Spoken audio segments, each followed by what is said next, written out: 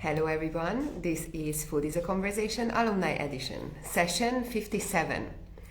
While my participant or the guest today, who I am introducing, is joining, let me introduce you these sessions. Week on Tuesdays and Thursdays in different times because obviously our alumni are in different time zones, so we want to make sure that we catch them during their daytime. And the people who we feature in these sessions are alumni of any of the educational programs we organized with Future Food so far.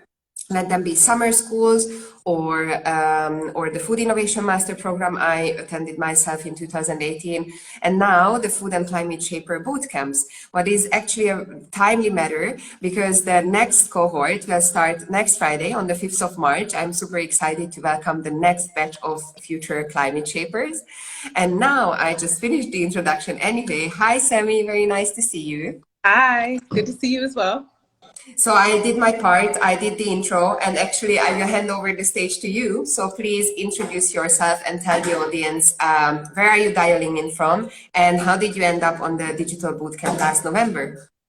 Yeah, okay, well, yeah, thank you first for inviting me. And my name is Samie. I am dialing in from Berlin, Germany. I'm originally from California, but I came to Berlin in 2015 to do a master's in environmental policy and have lived here and worked here ever since. And I joined the boot camp by you, actually, through Julia, because I host a monthly meetup called Food in the City. And we meet every last Wednesday of the month to talk about a different topic. And I believe it was the one in September on solidarity, agriculture, and social businesses. And I invited Julia to speak about super co-op. Yeah. Exactly. That was the first session I joined. Yes, Yeah. very true. Very true. You told me about this program, and yeah, I thought it looked really cool. And I had, like I said, studied environmental policy and had then worked with a research group on sustainable agriculture and land governance. And through that work, became more interested in food systems research in general and just understanding the supply chain and the culture around our eating habits. And so when I saw the program, Food and Climate, I thought it might be a good time to kind of go deeper into this topic specifically. So it came at a really perfect. Super. Before I go on with my next question for the audience, Supercoop is actually a cooperative supermarket project here in Berlin, what I volunteer for along with other members. And we are actually changing locations now because we are upgrading, and most probably we are starting our activities in a real physical space, which might become a supermarket in Wedding. So stay tuned. We do have a buyer club since last June. So we started with our minimum viable product already. And now, because we won a scholarship and 3 of our members are actually full-time working on this right now, we hopefully can accelerate the process and eventually open the door of a physical supermarket as well this year. I'm super excited to hear that, and that it will be in Wedding because I am a beat and I just feel like we need more things over here. Perfect. Amazing. All right. So back to you. November, December, digital bootcamp, very diverse and both like generationally and culturally class and different topics and discussions. What were your main takeaways and what were the most memorable moments of this 4-week program? Yeah, so much. I mean, it was, like you said, it was this very large and diverse group of people. And for me, it was just really lovely to get insights from all these different people. And I even tried to make connections individually while the program was going on and tried to stay in touch with them afterwards. So that's been really valuable, just the network that it provides. But also, I guess one of my main takeaways was kind of the design element. I mean, the whole kind of educational part of it was based on ecosystem design thinking mindset. And just to kind of instill that in myself even deeper was really powerful in the sense of how I started to look at things and be motivated to be more creative with the skills. That was a big takeaway for me. Yeah. Also, dormant resources stays in my mind a lot. But I think that's also a creativity element of just looking around and seeing like what's there and what can be done with this is like super exciting for me and something I try to apply in many different areas of my life. So yeah. Yeah. Mm-hmm. So for the audience, we do have the backbone of the 4-week program, besides climate smart cities, kitchens, oceans, and farms, is a methodology and the learning journey what we designed, which is based on, like, we have 4 classes delivered along the 4 weeks about ecosystemic thinking, where we also encourage the participants to map their own ecosystem. Then we talk about dormant resources, which is actually one of the classes which is always brought up as an example that how interesting it was. And I have to say, when I heard it the first time, I was also fascinated, because it's about all the things what are around us and visible, yet we don't see them. And yet they are resources what we could actually use in our food system, for example. And then we also have prosperity thinking, and then finally the real purpose of economy. So these are the 4 elements what we deliver as future food, along with other classes held by experts. Yeah. So the final act of the bootcamp is a weekend, a very intense, high on adrenaline weekend, where you are working in teams, and you are assigned to these teams and you get a challenge what you need to work on. So could you please tell us a bit about the challenge what you and your team worked on and the solution, and if there is something what might come out of this on a long run as well? Sure. So yeah, the hackathon, this intense weekend at the end was so much fun, and we talked about it in our group, whether you all spent a lot of time matching everybody up and how you did that. I never found out, but we matched with a really great group of people, and we quite easily actually came to our solutions. Oh wait, our challenge was how to connect people to their climate action. It was very general, but the way that we looked at it was we wanted to look at people who have zero climate action, so like really not engaged people at all, and how to engage them more with what's going on with the climate crisis and food. So we came up with a couple ideas, and we were very split on which one to go with in the end. One was kind of bringing farmers and the idea of like local foods into schools, and we wanted to like kind of create a workshop system with local schools and farmers and educate young people more on this. And the other idea was, well, the one we ended up going with, just I think because we wanted to have fun, was televised community-based climate action competitions. That was our little pitch. And essentially we want to create a TV show, kind of a reality show that is educating while entertaining you on food and climate. And we have some in South Africa in Cape Town through one of the members of our team. And so we decided to go with that as a focus and a pilot. So we're building a pilot around a group of students in Cape Town who will kind of show us how this competition will look in the future. Yeah. Amazing. I mean, if I look around, there are so many reality shows what people get obsessed with, and you cannot change their, like, schedule in the evening because they need to, well, let's not name those reality shows, but are replicated in different countries. So why not have a content which is actually more, important and also time-wise very, very urgent to talk about. So I'm very excited to see how this will evolve, and especially if the prototyping starts, how we can, and on which channels we can also share it with a wider audience. So we hear about your interest in food and food systems, and even during your studies, you have been already working on this. So could you please tell us a bit about that, the thesis project, what you did in Kenya about sustainable agriculture and value chains? Yeah, sure. So it's funny that you asked me this. I haven't talked about my thesis in so long, but I was working with this group, as I said, this research group, and they were doing work on sustainable agriculture and food security in Western Kenya. And so I was fortunate to, while helping them produce a short film, a documentary on the work they were doing, I was able to go there and do that work, but on the side, meet with people and do my research for my thesis. So that was a really great opportunity. And I have a background in working with young people, and also, I mean, the unemployment rate within the youth population, which is also very high in Kenya and that region, was one of the reasons I focused on youth and capabilities. And the idea of capabilities comes from Amartya Sen and his structure of like development as freedom.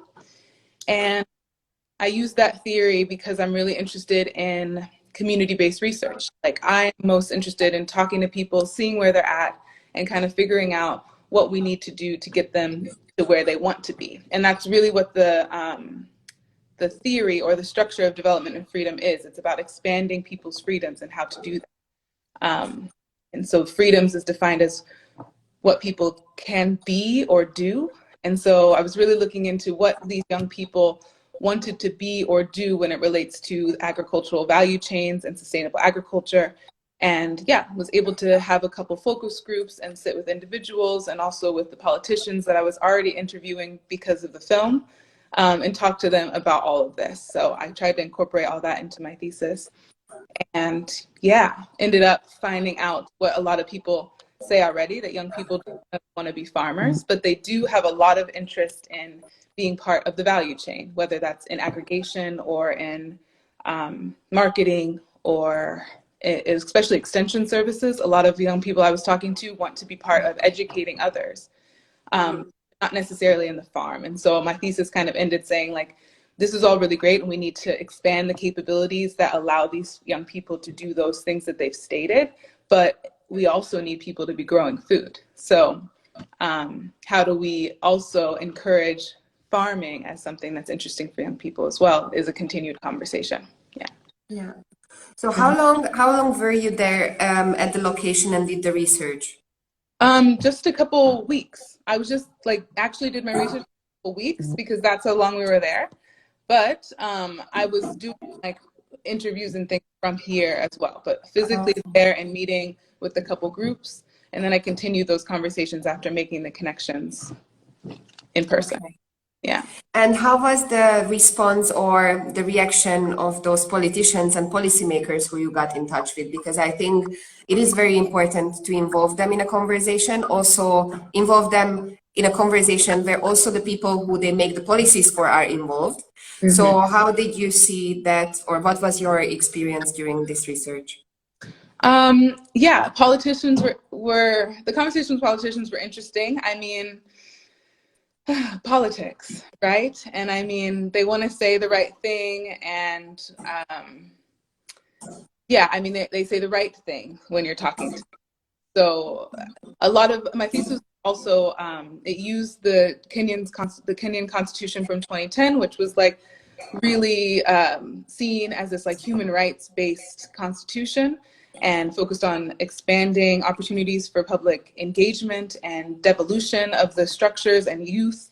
So it talked about all this. I used it as the social contract to which I analyzed the capabilities that were present. And so I was also always talking about this, but then the reality is that these beautiful words in the Constitution really aren't showing up in reality. And yeah, the conversations are always kind of skating around like why that actually is. And so that's why, to me, it's always more interesting to talk to people and activists. And the activist community is growing a lot. So that's why I focused on more of that than the political answers. Yeah. So I am very curious because I'm also based in Berlin. How do you see the food system here? I think we have a lot of people who are trying to take action in different parts of the value chain. And we are a lot of times very regional focused. I would like to hear your opinion. Where do you think maybe it could be improved or changed a bit? Yeah,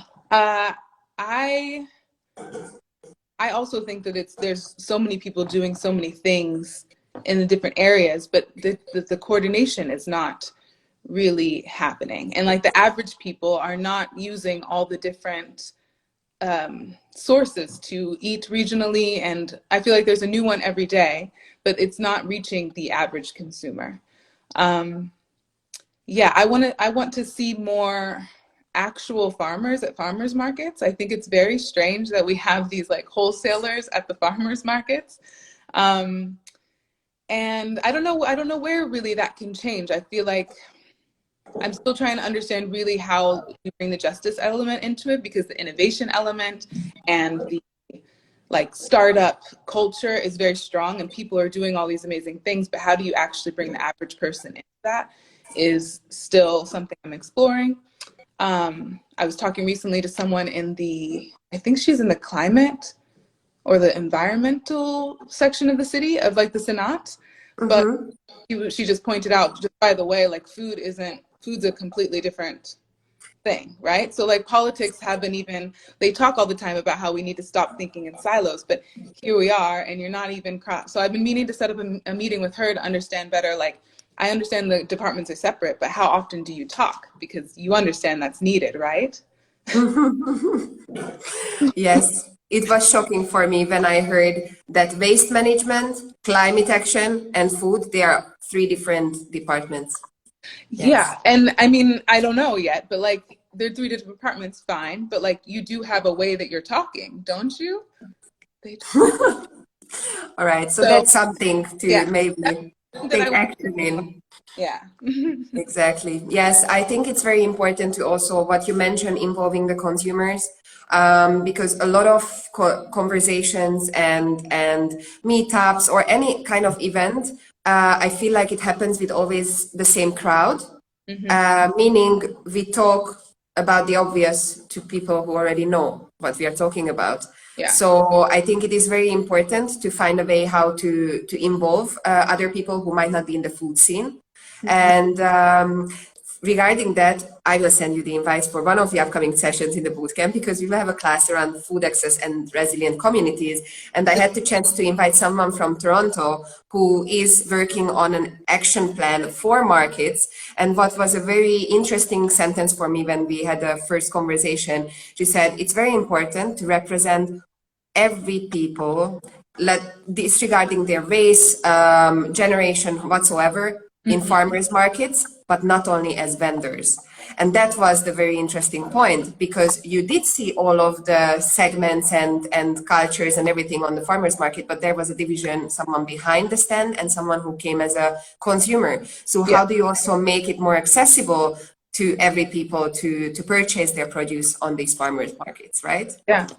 I mean, So yeah, I mean, I was listening, I think in California they have a system where the food stamps are like double the price. Is this the sort of thing that they're yeah, she mentioned those as well. Exactly. That in the US, there are already systems in place which can actually support that. I Yeah. really liked when I heard that. I was listening the other day. Yeah. Yeah. So, all right. I have my final question for you. I ask everyone at the end. If you don't have any barriers, nothing, how would your preferred food future look like? Um, okay. No big ideal, No right? barriers. Okay, but you can also talk about it, how we see it realistic. But yeah, utopistic sounds No, also good for me. I would like to see no supermarkets. um, Yeah. yeah, I just don't want to see supermarkets. I want to see more mark halls or like sorry, market halls, I guess you would say. And yeah, I want to see more market halls. I want to see more fruit stands, butchers, and like crafts coming back. And I want that to be supported by policy, by the state in a way. I think subsidies need to be shifted.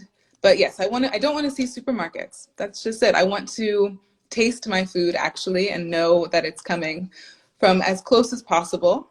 Especially in Berlin, it just is so strange to me that like we are surrounded by Brandenburg and yet we can't make it happen here, or it hasn't been happening here.